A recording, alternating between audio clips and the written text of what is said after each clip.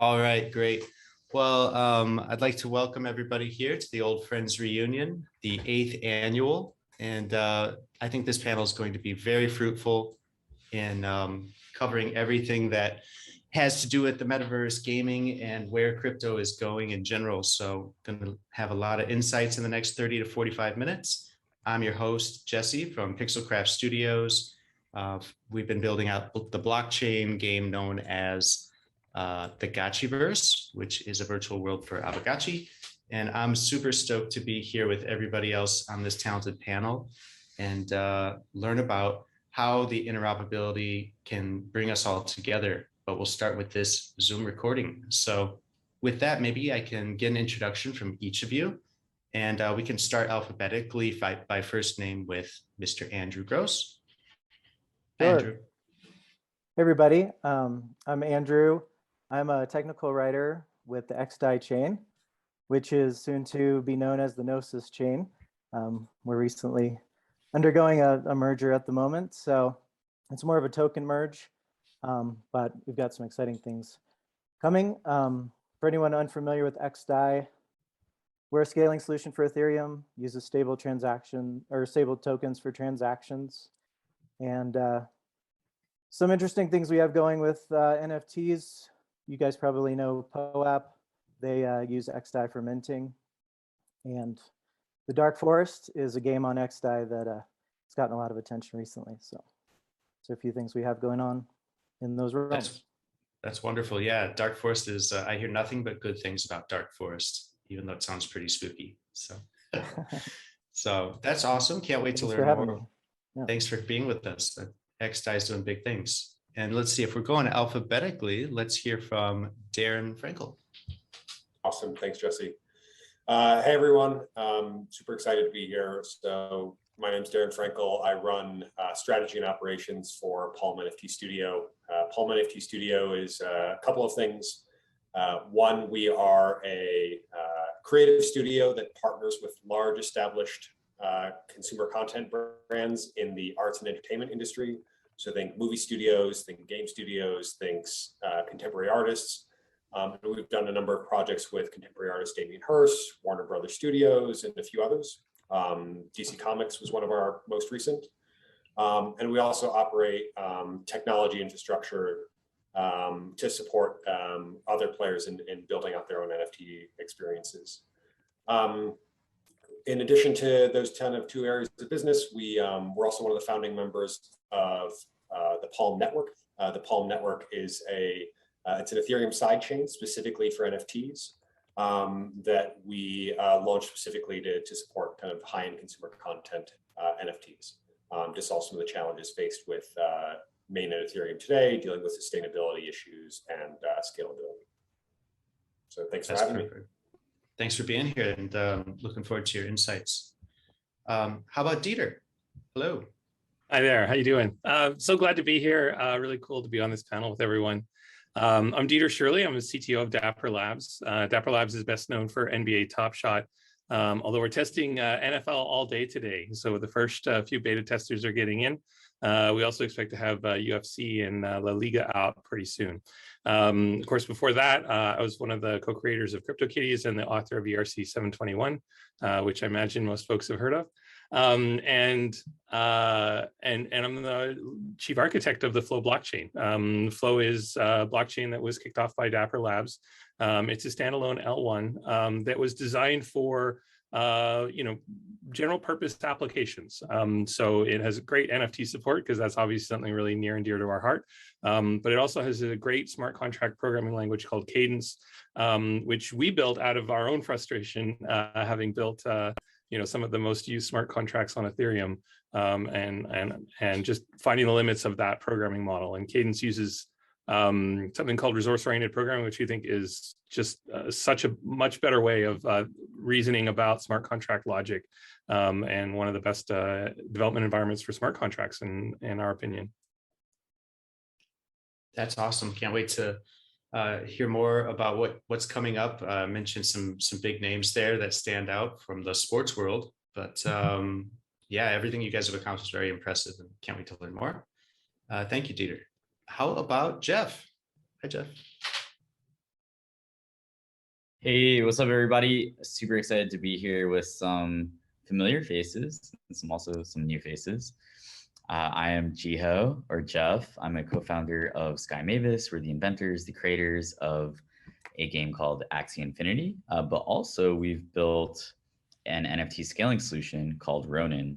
It was built specifically in the beginning for Axie. It's allowed us to get to 2.8 million daily active players. It's processing transactions from, I believe, around 800,000 unique addresses per day right now. Ronin is the #1 bridge by TVL, I believe, around $8 billion in tokens deposited right now. So #1 on Dune Analytics. Yeah, we're super excited. We think that, games, collectibles, art combined with scalable infrastructure and amazing community. This is really the magic combination that's going to allow crypto to become part of culture, a part of everyday life. So yeah, super excited to be here. Perfect. And yeah, you summed it up there quite nicely. That makes a lot of sense. Thank you, Jiho. Do you want Jeff or Jiho for the terms of this call? Let's go with Jiho, yeah. Yeah, very cool. Robbie, how about you? Hey, Robbie, co-founder of Immutable. Funnily, a very similar story to Jiho and Dita, which is we started off by building games on the blockchain. So we built one of the first ever multiplayer games on any blockchain called Etherbots. I think it came out a week after CryptoKitties. And from there, we've really been focused on building NFT scaling solutions on top of Immutable. One of the flagship content that we have to showcase that is What's Unchained, which is a trading card game we've built, or you might be familiar with Guild of Guardians. And our thesis is really the most important thing is to use the liquidity and security of Ethereum. So we built a ZK rollup powered scaling solution on Immutable on Ethereum, which is capable of hitting currently more than 10,000 transactions per second. And that scales with Moore's Law. So really excited to be here. You may have heard of us from some of our recent partnerships with people like TikTok or ESL or Imbu or Playco, where we're helping power their NFTs on Ethereum. That's fantastic. Yes, so much there. I'm glad to know is associated with you, Robbie. Very cool. So everybody here on this panel is super in the space. OG has been working very hard for multiple years now to make what we see today, which has been the result of basically a banner year for, I think, most of the wider space, especially NFTs and gaming. And so I thought today we could start by just looking at where we are now, as opposed to maybe even a year ago, and thinking about like surprises. And if you were to look at something that has stood out this year, and good or bad, but has surprised you or caught you off guard, maybe we could start with that question, and I think it'll stimulate a lot of open conversation here. So Andrew, if we go back to you, we could start there and kind of work our way around casually and see how, yeah, this year in retrospect, basically, and Sure. some surprises. Yeah, well, obviously it's been a huge year for NFTs, and just seeing businesses come in, I think, has been a big surprise. The big corporations, I think Pepsi announced something today, Budweiser, all these huge corporations coming in. On xDAI, we've even seen some government entities starting to use the blockchain. So one project we have is called Crypto Stamps. It's done by the Austrian Post, and they're actually, using the blockchain for legal tender for stamps, issuing stamps as NFTs, and users can, use those NFTs to pay for postage. So it's interesting to see government entities coming on board as well. And I think this is going to really lead to some interesting use cases down the road. Yeah, that's fascinating to see, because when you think of legal tender, it's either the fiat currency or actually stamps is right there at the federal level. So very interesting, crypto stamps. Yeah. And I think that is a big trend, whether it's the institutions from government or from private. Dieter, do you want to jump in? Biggest trend. Yeah, I mean, the thing that, the surprise. You seeded this question before, and my answer is a little. It's a bit of a downer answer maybe, but I'm disappointed that I haven't seen more creativity in the NFT space this year. I think Aavegotchi and Axie are like two of the most creative projects, and they like predate this year by significant margin, especially in Axie's case. So it's been weird to me that like people aren't trying more stuff. There's loads of people that are copying the basic art NFT stuff, and that's fine. Like I'm not sad that people want to do something that they see that's working. But I am disappointed there aren't more people who are trying net new stuff, and hopefully we'll see that starting to happen in the new year. I think creative ideas, net new ideas take longer, and so maybe that's why we're not seeing them yet. But I would have thought with this, sort of NFT fervor that's been almost 9 months now, that we'd see a lot more creativity, and frankly, I wish we would see a little bit more of that. So hopefully people will give some more love to the more creative projects. I think it's a fair point to make. It's an interesting one, and if anyone can make it, it's someone who helped create the ERC 721 standard. So, Daren, how about you? Surprises for the year? Yeah, I mean, I'll speak from personal experience, just kind of diving into NFTs more headfirst myself, and actually following a few artists. I've been really impressed by the number of folks who had amazing creative talent that was kind of just unseen before. And what I mean by that is, like, I'll spend some time, of course, browsing Twitter, who doesn't, and seeing what the latest project is that people are hyping up. But what I really love are, I find a couple artists and then I see who they're talking about, and the stuff that comes out of the woodworks, just, whether it's 3D animation, static 2D images, the number of artists who are finding a way to showcase their art to a broader audience, getting, looks and getting attention that, maybe they just worked in the back of a studio before, is pretty spectacular. And I think it's been pretty life-changing for a lot of people. And so I'm really excited, even if it is, even if it's, limited in its use cases, I would say, like, people's art is people's art. It's beautiful. It's amazing to look at it. It's inspiring. I'm really excited still by just the growth of the digital arts industry and using NFTs as a way to create scarcity and create value beyond just right-click save.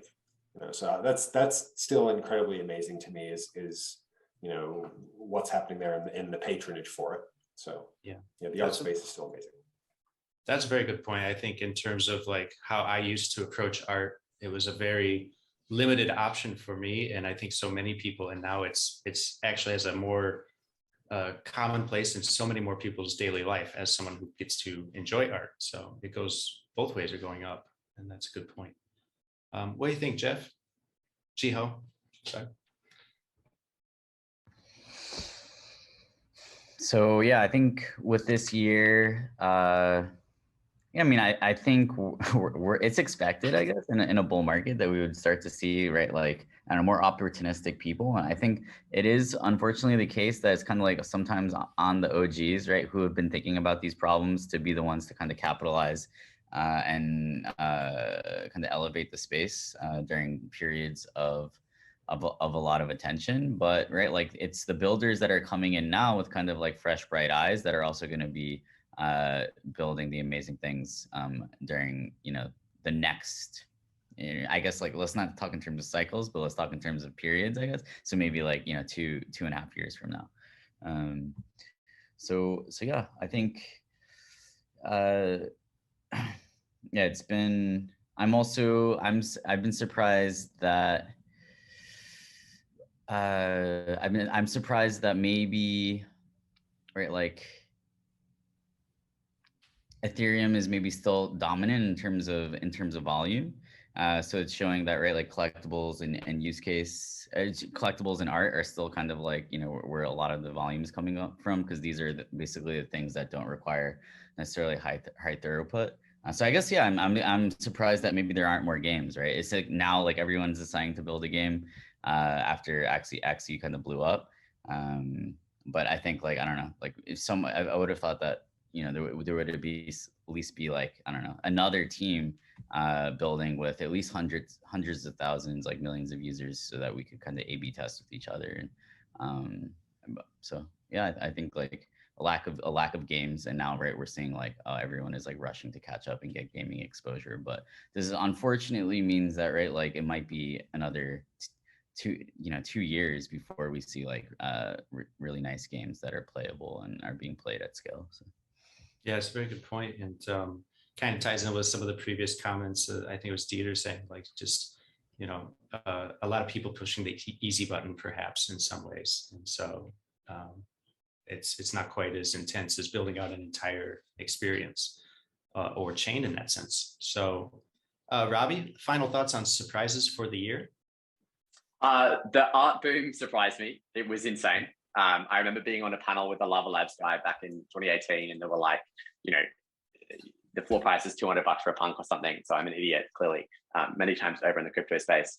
But the thing that has surprised me, I think, is the fact that the majority of the volume was in art and not gaming. And my very strong suspicion, and I've been talking with a few people, is that the number of technical founders who are now like the next big wave is gaming. Like the smartest grads out of Stanford and the US universities are all building games right now. And I think we've really had the Farmville moment with quite frankly things like Axie, where hey, people see this stuff works at scale.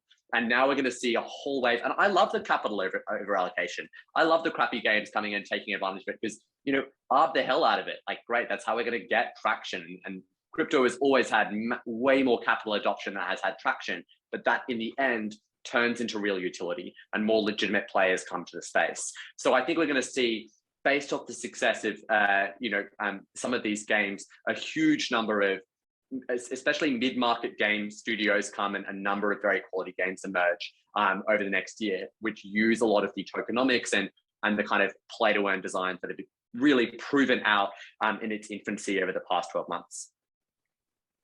You're probably right about that. Do you want to we'll spin it around here and just touch on where things are going ahead? And do you see, if we look out, say 2 years from now, like Jiho mentioned, are we going to see more of a totally different gaming landscape? Or is it just that play to earn gaming, these types of new models are going to be something separate from traditional gaming, trad gaming?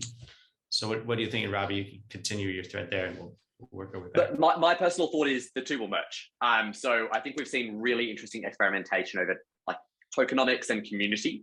I think we're then going to see that be complemented by incredibly high quality games that people would want to play ordinarily for the purpose of just playing it as well.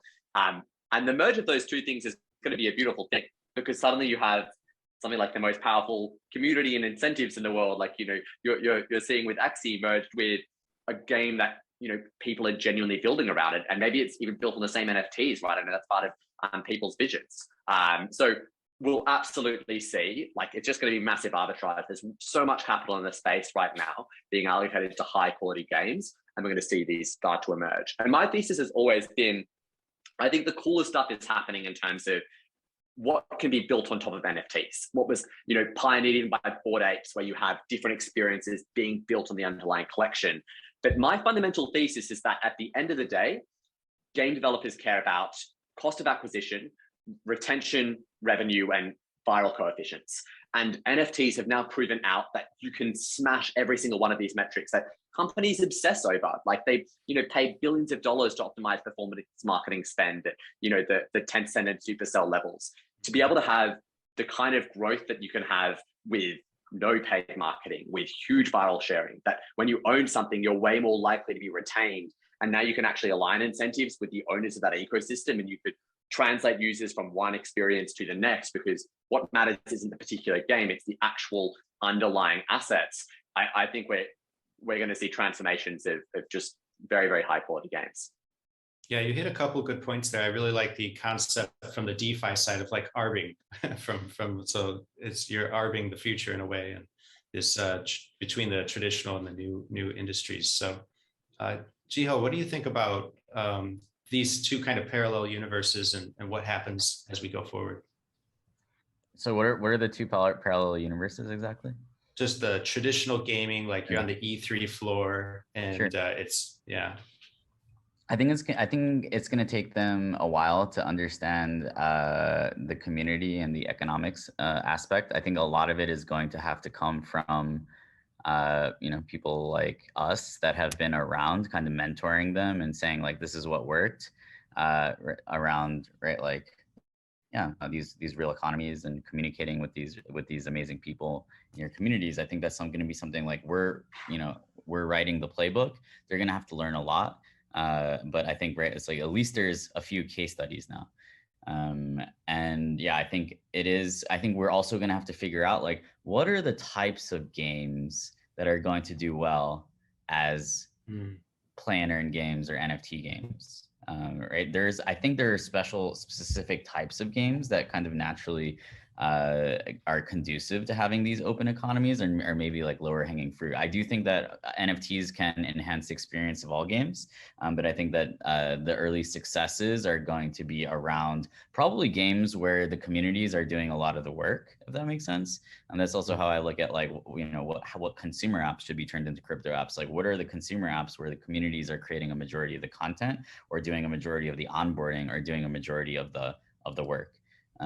So I think, yeah, actually, like, we do have some also, like, I think it's also about like figuring out what are the narratives and what are the stories that we can tell that are going to get the right types of missionary builders into this space, right? Right now, we're kind of unfortunately getting a lot of maybe opportunistic builders, right? It's like, why weren't you building this 2 years ago, right? It's like, there's always, when you have confirmation of a market, you also have unfortunately people who are kind of looking to take the easy route. But yeah, I think there's it's going to be a lot of education. I think it's not necessarily going to be a fast transition, but yeah, it's going to be important. And there are going to be so many of these games that are coming out in the next 5 to 10 years that there are going to need to be multiple solutions for these games. So I think like everyone here that's building like an NFT scaling solution, right? We're gonna be different. You're gonna be different platforms, just like there's Nintendo,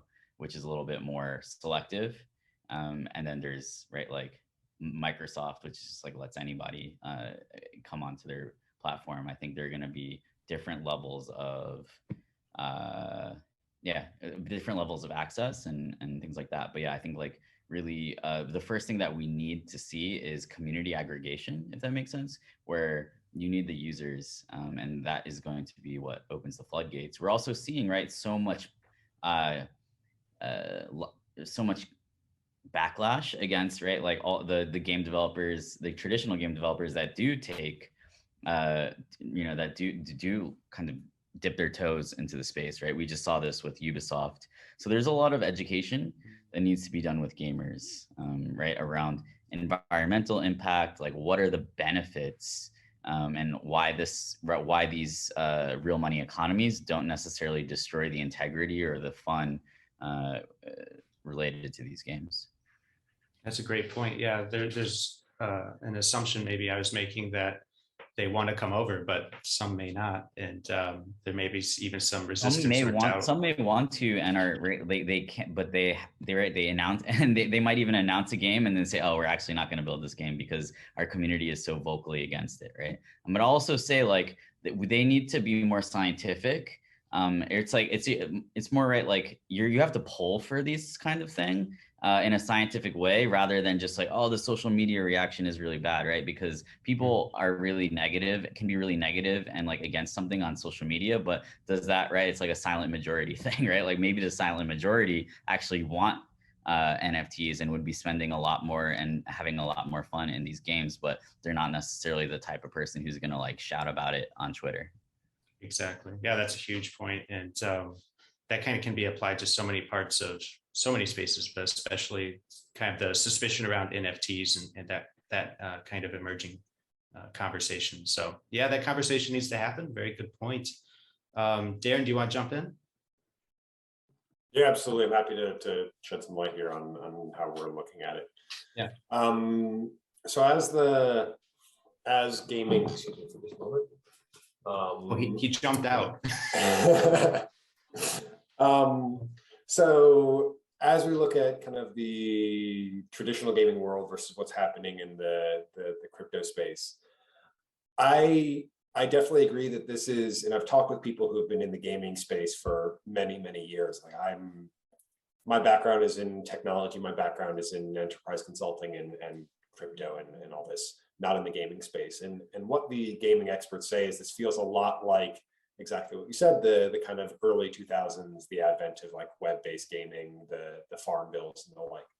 And there was a lot of pushback from the community. There was a lot of pushback from traditional game developers that, oh, this stuff will never stick around. This stuff will never work. It doesn't necessarily work for every variant. So they're right that like, oh, this isn't applying to everything. Like some games are really, really good in this, you know, hey, it's going to be web-based. I'm going to pay for these little bits and pieces here. I'm going to pay for skins. I'm going to pay for little enhancements. But there's still, you know, AAA gaming studios making FPS shooters that people know and love and continue to play.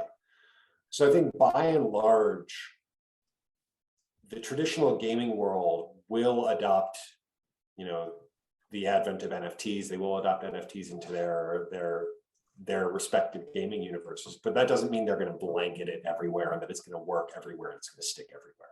And that's kind of what, you know, people like us do. We, again, like I said, my background is in consulting, and one of the big areas of business that Palm NFT Studio gets involved in is, you know, our creative studio. You know, we partner and are talking with a number of gaming studios about when you're thinking about NFTs and how to bring NFTs into your environment and to build out your NFT experiences for your players, you know, you need to think about XYZ things. It doesn't really work in this part of what you guys do. It's not really good for these games. It's not really good for these experiences. ABC is what seems to be would be a benefit for your particular genre, your particular franchise, whatever it is. We are bringing that expertise that, you know, people who are on the ground actively involved in the NFT space every day, the expertise that they have from understanding what works, seeing what works, participating, and in some cases building, and bringing that to some of these large gaming studios. So I think to summarize that, you know, there are going to be lots of studios, there are going to be lots of gaming companies who are going to announce things they're going to try, they'll kill them, they won't work, something the sort of community will push back. But they'll eventually find a couple and say, hey, you know, these ones really work. People seem to love these. People are sticking with these. And, you know, that's what'll stick around, and that's what we help people find. Well, then, yeah, this makes a lot of sense in terms of also going back to what Jiho said about kind of OGs and players that are purely from the NFT gaming side, being like mentors almost to the traditional gaming, who are no doubt curious and going to explore the options. And then they need someone like Palm to come in and guide them, I would say, or certain aspects of Palm. I think, yeah, I mean, one thing that a lot of people forget is when we're dealing with, you know, large gaming studios, they build games, they know how to do what they do really, really well, better than most folks. That's why they're huge gaming companies.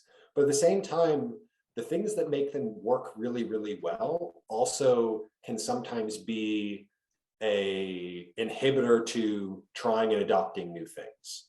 And that's the case across any sort of enterprise. You know, the bigger your company is, the better it does at what it's really, the better it is at what it does really well. And the more they focus on, let's continue to do this. And so even within these organizations, people who are super excited about this, you know, it takes a long time for them to actually start to influence change and to make things happen. And so it's amazing that we're seeing a ton of announcements all at once. And of course, it's going to be a little while before we see, okay, which of these shake out and which of them, the gaming companies behind them, are going to be fully invested and go for it. Yeah, there are a lot of announcements coming all the time, and it's a trend, an emerging trend. But I wonder if, Dieter, maybe you're at Dapper, maybe you're going to give me this answer I'm kind of hoping one of the panelists says, which is, we don't even need trad gaming. We're just going to take over, and all the IP is going to come to us. I don't know. What do you think? Oh, I'm muted again. Sorry. Yep. No, I'm mostly on the same page as Daren. I think that a lot of, I think using the mobile transition is so instructive, because mobile games came out, everyone said those aren't real games, and actually, you know, even to this day, even at its height of monetization, the per user, the average per user revenues were way down from traditional gaming, right? Most people don't spend $60 on a mobile game. Yes, there are a few whales that pay way more than that, but most of them pay much less. And And so I think that it's going to just be a new kind of game, right? And it might not be net new in like, you know, like Angry Birds had precursors, but they were just fringe. Match 3 was a genre that existed before mobile, but it wasn't ever in the top 10. Now it's, I think, every single game, you know, is a coin flip in the top 10 of being a match 3 of some sort. And so on mobile at any rate. And so I think that in the crypto, we're just going to see a different kind of game that is appropriate for that audience. And the other thing I think that is highly likely is that we will see a net smaller number of users, but those people will be way more engaged. And it'll sort of be the opposite of mobile, right? Where mobile, it was just everyone and their dog was playing games now, people that never would have played games on a console or PC. Now they're playing games wherever they are, but they're never really engaged with them. It's a casual thing. You pick it up, you put it down, you don't care about it. You're after a week, you're probably trying a new game and you don't care about that game again. What we're seeing in crypto is the exact opposite. People are getting so into one experience, and it becomes like a really big piece of their identity. And I think that what we may see is just like smaller group of people, but just like hyper engaged, and just like way more longevity, right? Like months, years of engagement, more MMO like than you know, like the yearly shooter or the flavor of the week in mobile. We already see this too, where right games that have gray markets, right, are doing really well and are lasting for decades, right? Like EVE Online, RuneScape, Roblox, right? These are games that they might, right? Like the economy is kind of this special thing about them, right? They're also all kind of like the case studies, the only case studies that we had to look at when we were building, right? Like Neopets too, right? Neopets had a gray market as well.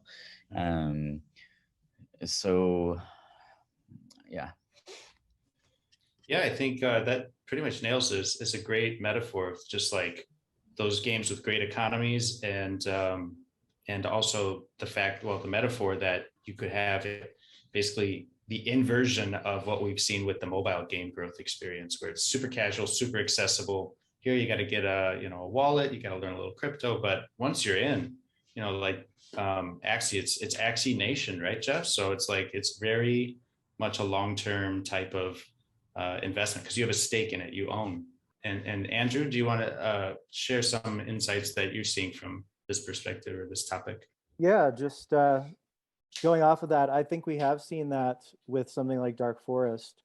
It started out, with a really small group of developers, and it's every round that they do, there's more people coming on.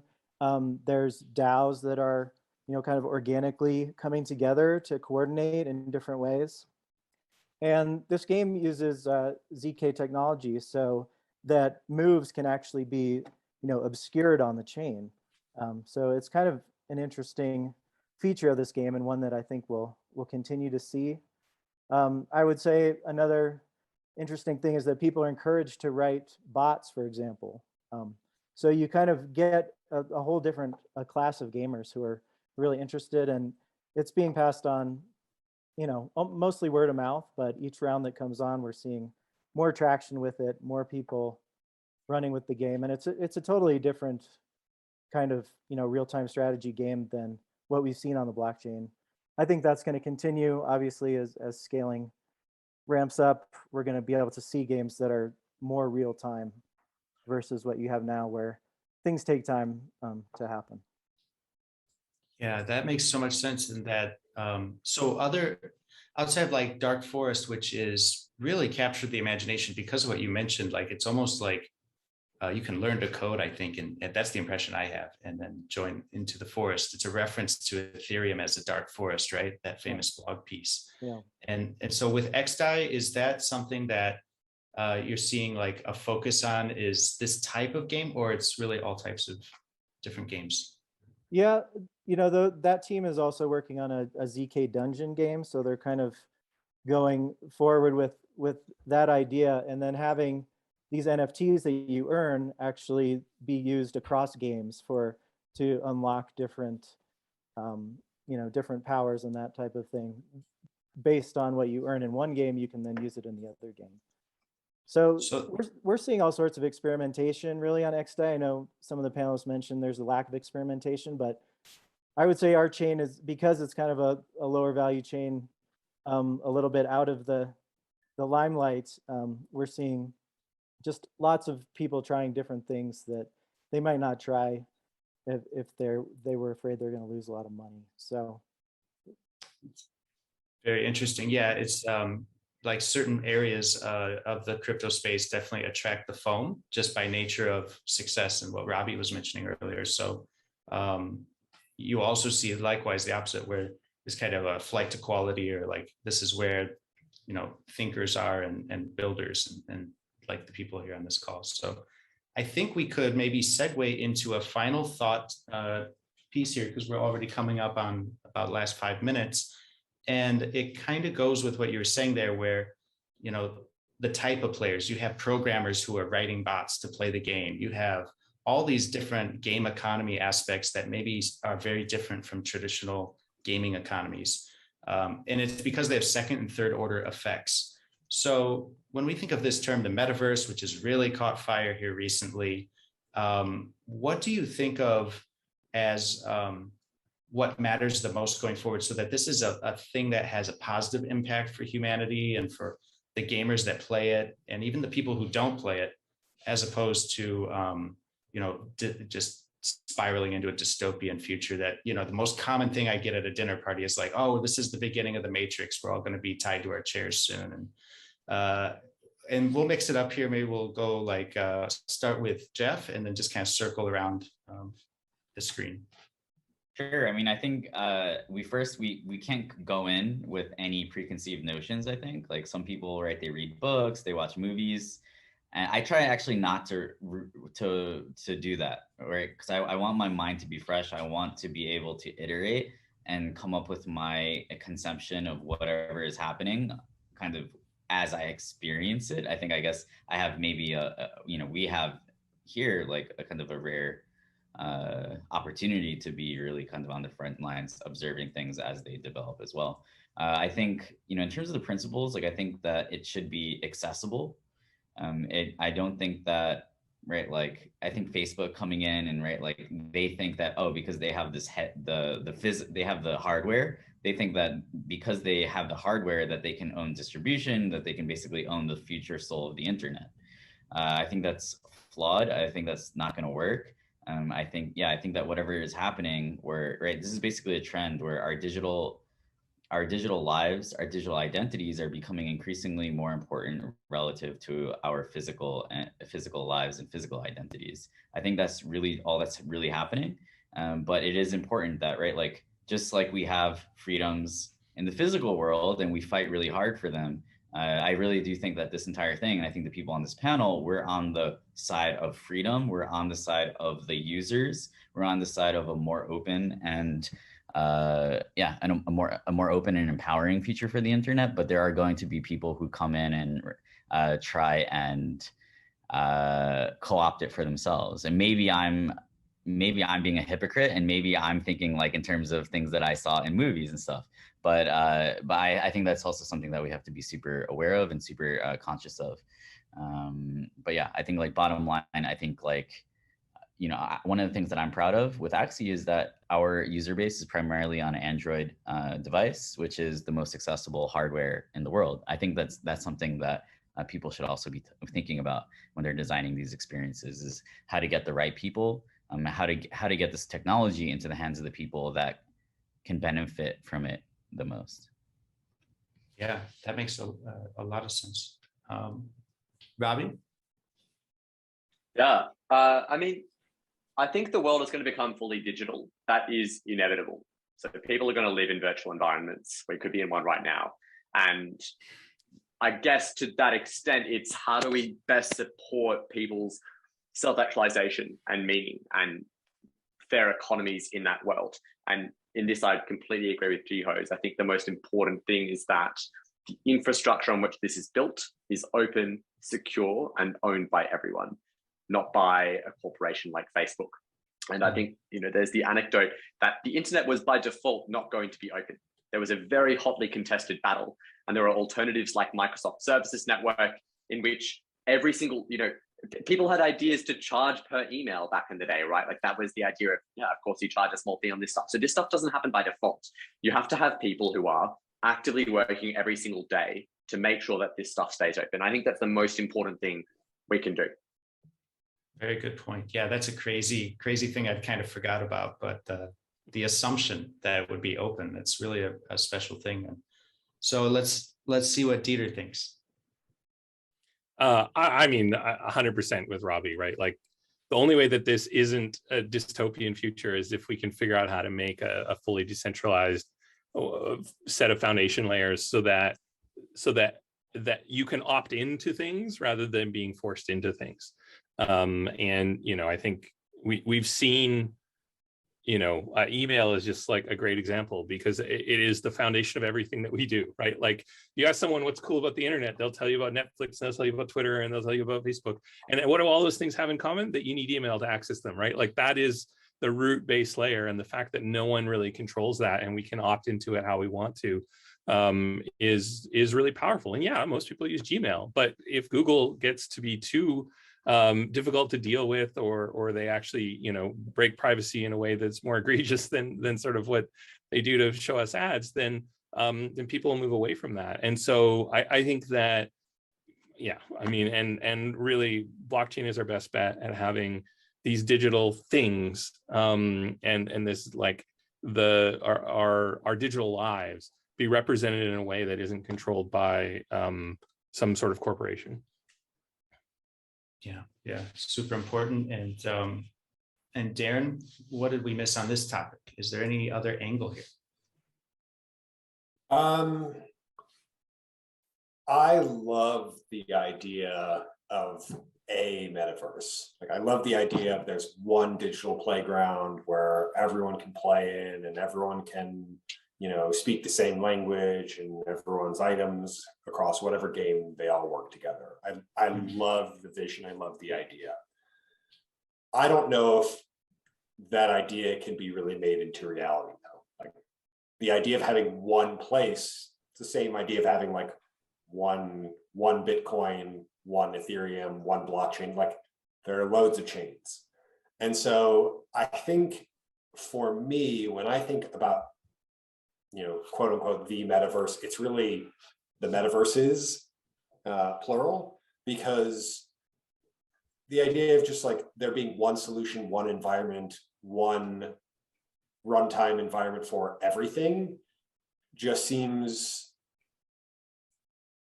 out of reach is not quite the way to put it, as much as just, it seems like a vision that we will constantly strive for, that we just can't quite achieve. So I think what's really going to happen is we're going to see a lot of different organizations. We're going to see a lot of different independents, startups, everyone. They're all going to make their version of the metaverse. And if I think about what wins, what ends up there in the end, it's going to be engagement.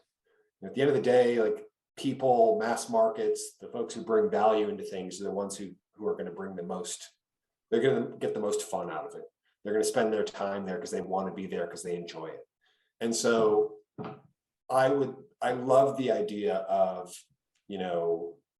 having common standards. And I love the idea of, having these metaverses be true to their community members. And I think they should be. But I know, especially in the early days, the ones that are going to take off are the ones that people love to play. And we'll see long term, maybe, those of us here, obviously, we're full on in the decentralized world. Like, that is a way to like long-term to aspire to, is to have like that truly community run. This is something like we all can connect to and live in. And there is one that is owned, operated, and maintained by the community. But I think in the short term, the ones that are really going to get traction are the ones that just engage their audience. Right, more of a Cambrian explosion, and maybe the word metaverse, it sounds like you're saying, is a bit, it's not inaccurate, but maybe that is it. Maybe it's just, there's actually so many different things happening, and it's a bit, hopefully going to be like email, where there's that open, accessible base layer. Andrew, final thoughts on the metaverse? Well, I agree definitely with the panel about security as a number one feature of this. We've seen what happens when data gets in the wrong hands, and it can happen quickly, and it can have some pretty wide-ranging consequences.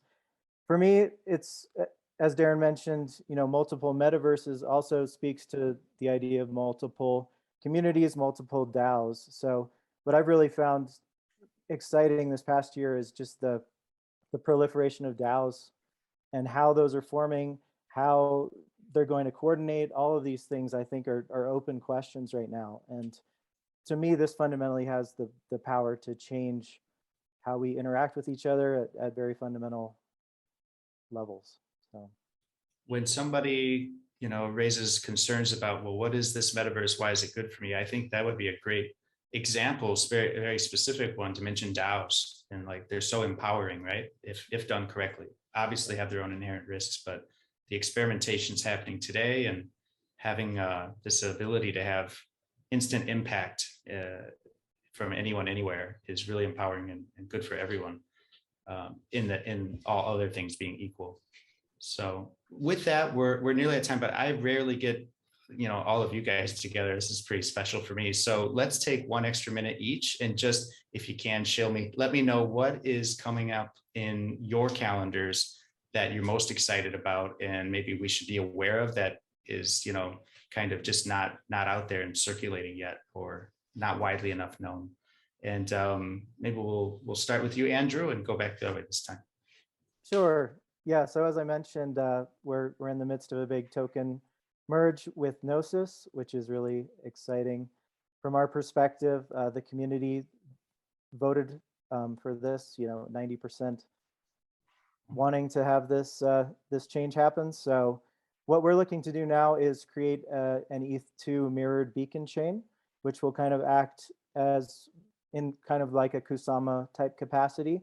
So really a canary network for Ethereum 2 moving forward, which is a space that has kind of been missing, to have some real world value at stake, and to be able to communicate with Ethereum 2 through hopefully some trustless means. We're working on some trustless bridges there.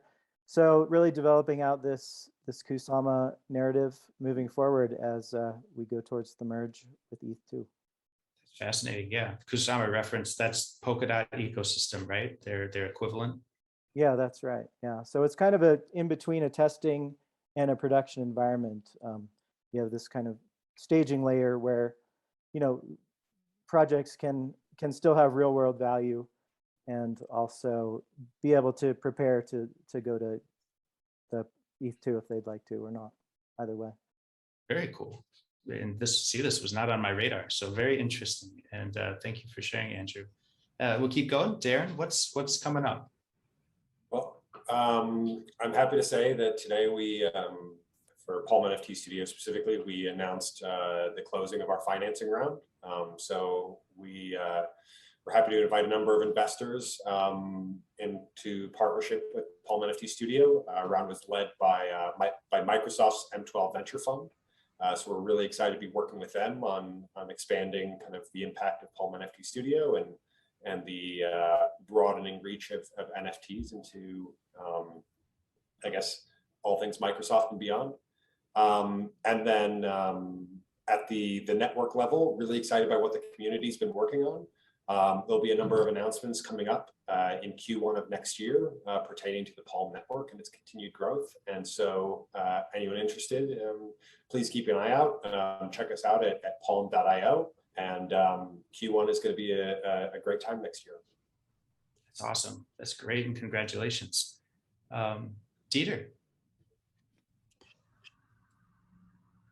I already mentioned that NFL All Day is coming out. We expect to have some UFC stuff very shortly as well. And La Liga is on deck. So from the consumer side, I think there's lots of exciting stuff happening there.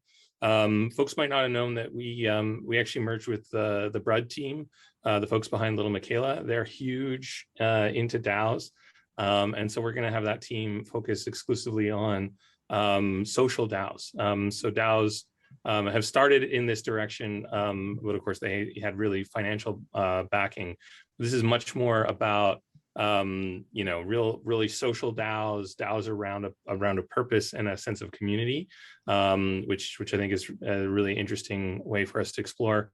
And I'm just personally very excited. We have a VP of engineering starting in the new year. And we're going to just be hiring like crazy. So if anyone wants to be working on any part of the stack, whether it's the apps that we're building or the core blockchain, they should definitely be looking for a bunch of new postings in the new year. That's very good to know. And that's all exciting headlines there. That's awesome. I love the idea of using, talking about DAOs in terms of social, because right now it's more like anonymous allocation of capital, I would say, is like more the stage we're at. But having maybe a social layer that is not just relying on like third parties like Discord is going to be very, very powerful, if that's what you're getting at there. Sounds very interesting. Robbie, how about you? Yeah, so we have a really major partner announcement next Tuesday, one of our biggest ever. So please tune into that. The thing that's excited me most is the organic traction on Immutable X. So we've gone from 160 people building in Roxton on our test environment to more than 600 since November 1st, which I think is pretty awesome because, it's all very well and good to go out there and win big deals and spend grants, et cetera, et cetera. I think the really exciting thing is like organic traction and people just wanting to build on the platform. And yeah, also on the hiring is what excites me personally because it means I can give pieces of Lego away. So we just put on 3 C-suites, which is tremendous, from safety culture ramp, and the former CMO of Shutterfly, which is really, really exciting. And we've hired 45 people in the last 8 weeks. So please do come join or come join any of the wonderful companies here who are all taking a slightly different view on building out this metaverse. Nice, multifaceted. That's awesome. Congrats on the big hiring spree and the growth. That's exciting. And looking forward to more announcements. How about Jiho? Final thoughts. What's coming up?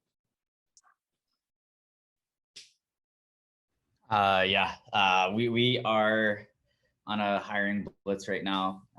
It's amazing that in the early days we had 8 people. So it's like we were working on one thing at a time and we're all working on it together. So the fact that we can have 5 different teams internally all pushing different stuff, it's kind of it feels amazing. So yeah, we're working really hard on a kind of a revamp and upgrade to our battle system. It's going to upgrade the graphics, the animations, a lot of the mechanics. It's going to be almost like an entirely different game. Historically, right, this is a kind of actually our 3rd or 4th upgrade of the battle system, and we've kind of just been iterating over time. So historically, right, whenever we've released an upgrade, it's always unlocked, right, a new demographic and made it more accessible. Because most notably, you'll be able to get 3 free starter Axies without having to make any kind of upfront economic investment. So people can fall in love with the game, learn the mechanics before they have to actually buy their first NFT and set up a wallet. So I think that's going to be really crucial for us. I was excited. I was super excited about the launch of our decentralized exchange, Katana. I think that exchanges and dexes are going to be huge parts of game economies in the future. So, when we're building out Ronin, when we were building out Ronin, we really wanted to make sure that there was a dex on the chain, because it's going to be super important for liquidity of the in-game resources, basically. Upgrading that, bringing something more DeFi features on Ronin, I think are also going to be super important for our players. We have land gameplay, right? So Axie is not just one game, it's an entire universe of games. We're working on on a couple of different ones internally. Land will allow you to harvest resources, build structures, fight for control of territory. It's kind of something like Clash of Clans and Animal Crossing and Stardew Valley had a baby, but kind of imbued with this tokenization and that really empowers the community. So I think that's long term. Super excited about the SDK. We need to make sure that Sky Mavis is only one of many organizations and game developers that are building on top of Axie.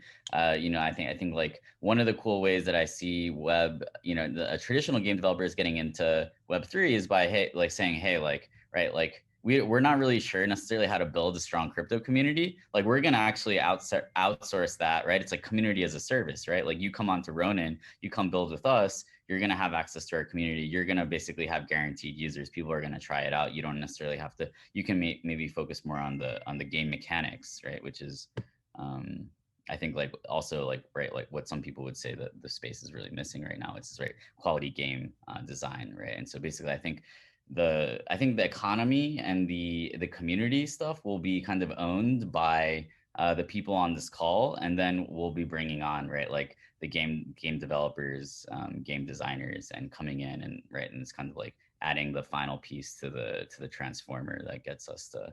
I think I actually disagree with Dieter. I think that these games are going to be the largest games of all time. I think they're going to envelop entire societies. And really, because like there are a lot of people who won't play games because they see them as waste of times. These are games that can actually help you in real life, and right, create like really strong social and economic relationships with anyone, anywhere in the world. I think that's incredibly powerful, and I think it's going to be something that appeals to billions of people. So.